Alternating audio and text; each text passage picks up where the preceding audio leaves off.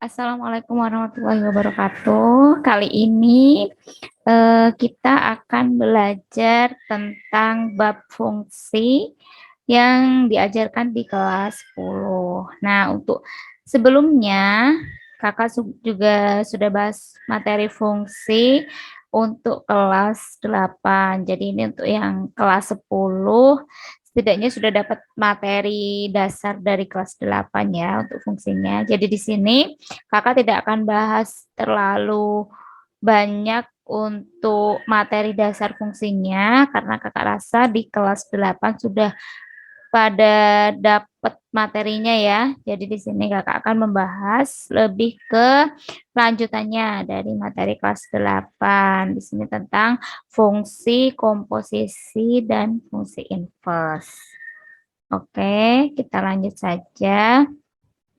Nah, sebelum masuk ke materi fungsi komposisi dan inverse, ini Kakak ingatkan kembali nih tentang definisi dari fungsi itu sendiri. Jadi, sebelum kita lebih jauh membahas tentang fungsi, Kakak ingatkan kembali nih di kelas 8, kalian pasti sudah pernah membahas materi ini ya. Jadi, fungsi itu apa? Fungsi itu merupakan suatu relasi. Nah, relasi ini bisa disebut relasi atau hubungan ya. Hubungan antara dua himpunan. Jadi ada dua himpunan. Di sini Kakak misalkan ada himpunan A dan ada himpunan B dengan aturan. Nah, di sini untuk fungsi itu ada aturannya, yaitu setiap anggota himpunan A itu dipetakan tepat satu anggota di himpunan B. Jadi, untuk setiap anggota yang ada di semua himpunan A itu harus berpasangan tepat satu anggota di himpunan B. Ini sudah dibahas di materi kelas 8 ya, kalau tidak salah. Selanjutnya, itu untuk definisi fungsinya ya. Nah, ini Kakak ilustrasikan nih. Jadi gimana nih yang dimaksud fungsi itu? Kalau Kakak punya dua himpunan nih, ada himpunan A dan ada himpunan B. Nah, dari ketiga ilustrasi ini semuanya adalah fungsi. Jadi di sini, nah yang pertama nih relasi yang pertama, semua anggota himpunan A, jadi di sini anggotanya ada berapa? Ada dua, itu semuanya berpasangan di B. Dia mempunyai pasangan di B tepat satu anggota. Jadi meskipun di himpunan yang B ada satu yang nggak berpasangan, ya nggak masalah, tetap disebut fungsi. Karena syarat fungsi itu sendiri apa? Setiap anggota himpunan di A itu berpasangan tepat satu anggota di B. Jadi kalau ada salah satu anggota himpunan di A yang memiliki dua pasangan di B, itu juga bukan termasuk fungsi. Lalu kalau ada salah satu saja himpunan di A yang tidak mempunyai pasangan di B, itu juga bukan fungsi. Selanjutnya nih, yang ilustrasi kedua itu ada himpunan A, ada himpunan B. Nah, di sini kebetulan anggota di himpunan B ini sama dengan anggota di himpunan A. Ini berpasangan tepat satu-satu ya. Kalau di fungsi biasanya disebut fungsi yang bijektif atau korespondensi satu-satu. Ini sudah dibahas di materi kelas 8.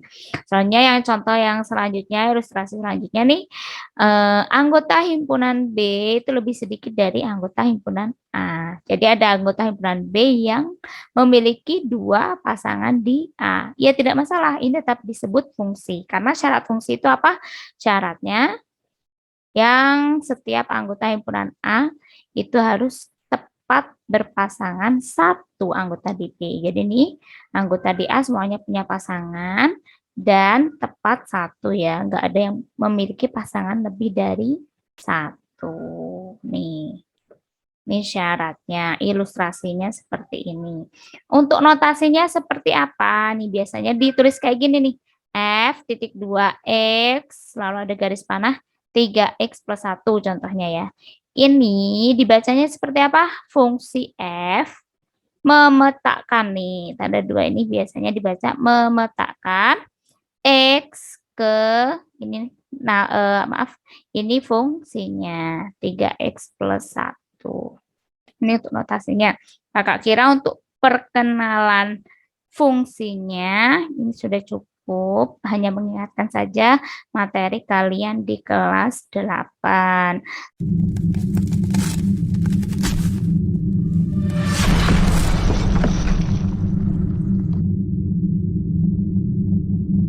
Selanjutnya, kakak akan bahas mengenai, ya nih, sebelum ke fungsi komposisi dan fungsi inverse, ini ada beberapa operasi aljabar pada fungsi. Nah, di sini ada operasi penjumlahan, misalkan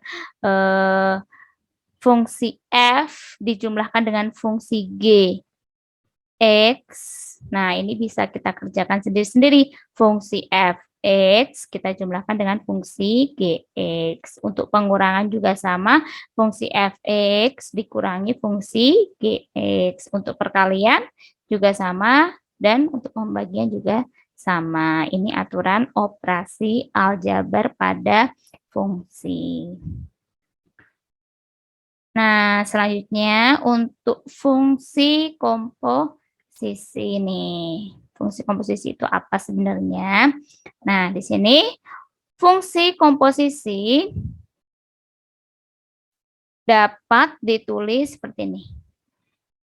F, misalnya kakak punya dua fungsi nih, fungsi F dan fungsi Fx dan fungsi Gx. Nah, fungsi komposisi F Gx.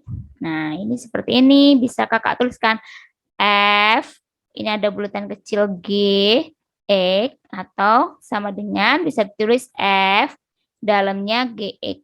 Ini bacanya apa?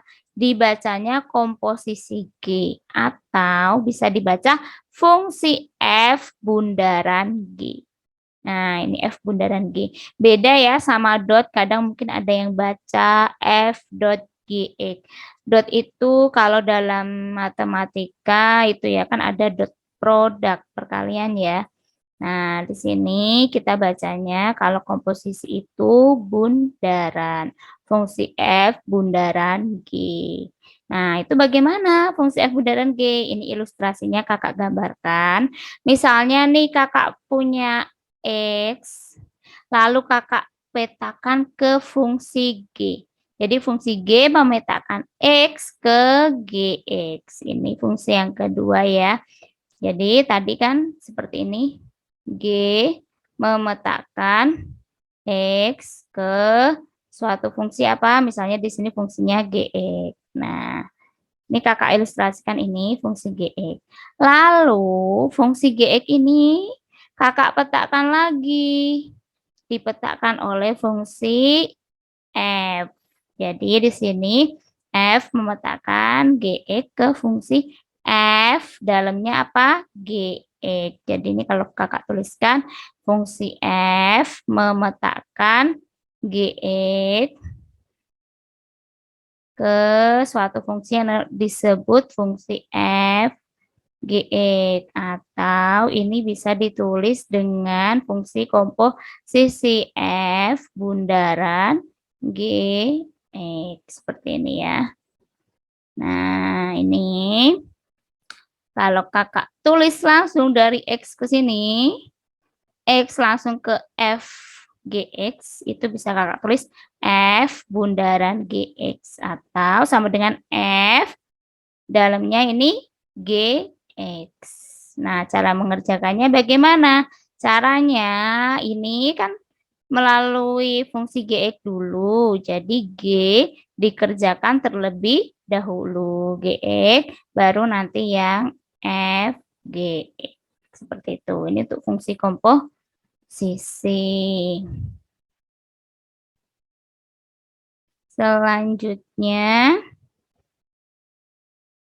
Nah, di sini untuk sifat-sifat dari fungsi komposisi. Jadi fungsi komposisi yang kita pelajari tadi, apa tadi F bundaran G, X, atau komposisi GX ya tadi, itu memiliki beberapa sifat. Di sini sifat yang pertama, itu tidak berlaku sifat komutatif. Sifat komutatif itu kebalikannya ya. Jadi F bundaran GX itu tidak sama dengan G bundaran Fx. Selanjutnya yang kedua, di sini berlaku sifat asosiatif. Ini ya, ingat ya, berlaku sifat asosiatif. Nah, jadi di sini kalau kakak punya F bundaran. Nah, bundaran dari apa? G bundaran H ini dikerjakan terlebih dahulu. X itu akan sama dengan F bundaran G ini dikerjakan lebih dahulu. Bundaran H X. Seperti itu ya. Lalu yang ketiga itu terdapat unsur identitas. Unsur identitas itu apa? Kalau kakak punya F, suatu fungsi, kakak komposisikan dengan fungsi I, fungsi ini fungsi identitas. F bundaran IX itu akan sama dengan I, bundaran Fx akan sama dengan fungsi itu sendiri. Fx baliknya jadi Fx lagi. Itu namanya dia memiliki unsur identitas.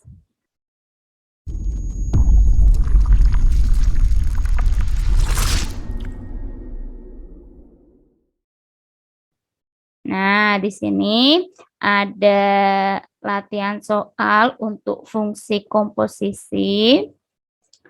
Kita kerjakan bareng-bareng. Jadi di sini diketahui fx-nya itu X dikurangi 1, GX-nya itu 2X ditambah 3. Yang pertama, kita diminta mencari F bundaran GX. F bundaran GX. Kita ingat, F bundaran GX itu apa? F dalamnya GX. Nah, sama dengan F. Kita masukkan GX. GX-nya apa? 2X ditambah 3. Nah, kalau Fx itu X min 1. Jadi kalau dalamnya X. Nih, dalamnya X. Di sini X min 1. Nah, kalau ini dirubah jadi F 2X plus 3. Jadi di sini X-nya juga dirubah jadi 2X plus 3. Sama dengan 2X plus 3. Gini ya. Dikurangi 1. Sama dengan 2X. 3 kurangi 1, 2. Ditambah 2. Selanjutnya untuk G bundaran F X. G bundaran Fx apa? G di dalamnya ada F X. Nah, di sini G dalamnya Fx. Fx-nya apa? X min 1. Sama dengan kalau Gx itu 2X. Ya, 2X plus 3. Nih, 2X plus 3. Kalau GX min 1 apa? Jadi X-nya kita ganti X min 1. 2 dikali X min 1 ditambah 3. Sama dengan 2X dikurangi 2 ditambah 3. Sama dengan berapa? 2X min 2 plus 3 plus 1. Nah, sekarang kita lihat apakah berlaku sifat komutatif. Kita ingat lagi tadi sifat komutatif itu apa? Nih, sifat komutatif tuh tadi F bundaran G X sama dengan G bundaran F X. Kita lihat berlaku tidak? F bundaran GX apa? 2X plus 2. G bundaran Fx apa? 2X plus 1. Jadi ini tidak sama. Jadi ini F bundaran Gx tidak sama dengan G bundaran Fx. Jadi di sini berlaku sifat komutatif tidak? Tidak berlaku. Nah, ini jawabannya ya.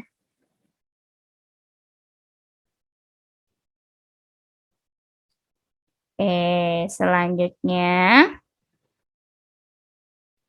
kita lanjutkan. Nah, ini ada latihan soal yang kedua untuk fungsi komposisi lagi ya, masih di fungsi komposisi. Jika diketahui fx itu x kuadrat dikurangi 1 dan gx itu 2x plus 5, tentukan G bundaran F1. Di sini kita cari dulu G bundaran F apa? G bundaran Fx ya, apa? Di sini sama dengan G dalamnya Fx. Nah, kita masukkan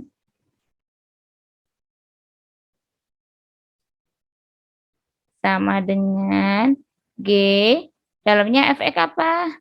X kuadrat dikurangi 1 sama dengan, kalau Gx sama dengan 2x plus 5, kalau Gx kuadrat dikurangi 1, jadi ini x-nya diganti x kuadrat dikurangi 1, 2 dikali x kuadrat min 1 ditambah 5 sama dengan 2x kuadrat dikurangi 2 ditambah 5 sama dengan, nah kakak tulis G bundaran F X sama dengan berarti berapa? 2x kuadrat ditambah 3. Nah, yang ditanyakan apa? Yang ditanyakan G bundaran F1. Artinya X-nya diganti 1. Jadi 2 dikali 1 kuadrat ditambah 3. Jadi 2 ditambah 3 berapa? 5. Ya. Selanjutnya, mudah ya untuk fungsi komposisi.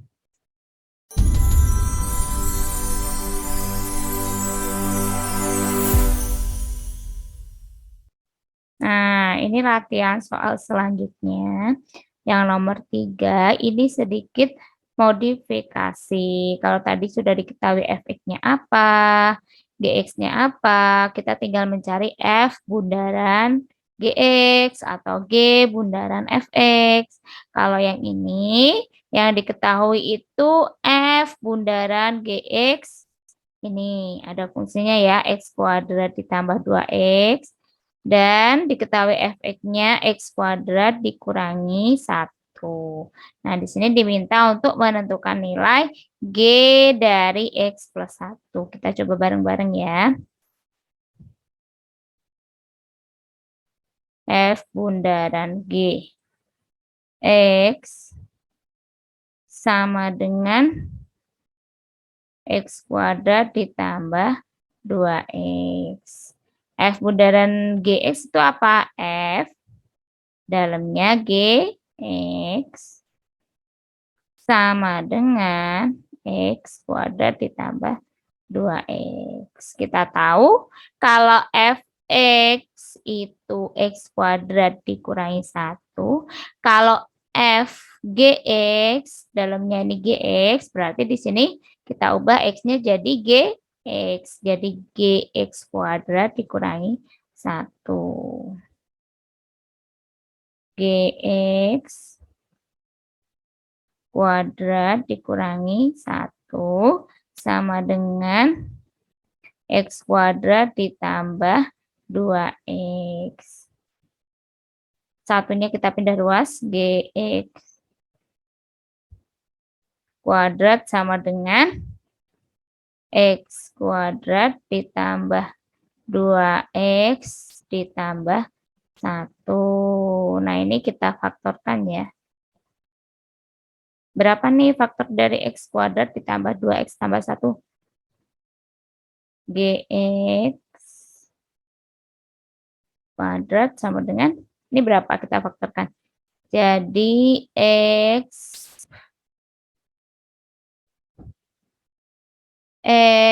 plus 1 dikalikan dengan X plus 1. Atau kakak bisa tulis X plus 1 kuadrat itu GX kuadrat. Jadi di sini kita peroleh GX-nya itu adalah X plus 1. Lalu kita disuruh menentukan nilai GX plus 1. G X plus 1 adalah, kalau GX di sini jadi X plus 1. Kalau GX plus 1 dalamnya yang tadinya X, kita masukkan X plus 1. Jadinya di sini yang X jadi X plus 1. Ini plus 1. Jadinya X plus 2. Itu nilai dari GX plus 1. Oke. Mudah ya. Ini latihan soal untuk fungsi komposisi. Tadi kita sudah latihan 3 soal berarti ya untuk fungsi komposisi. Mungkin untuk latihan selanjutnya bisa kita bahas di video kakak selanjutnya yang khusus untuk membahas latihan soal.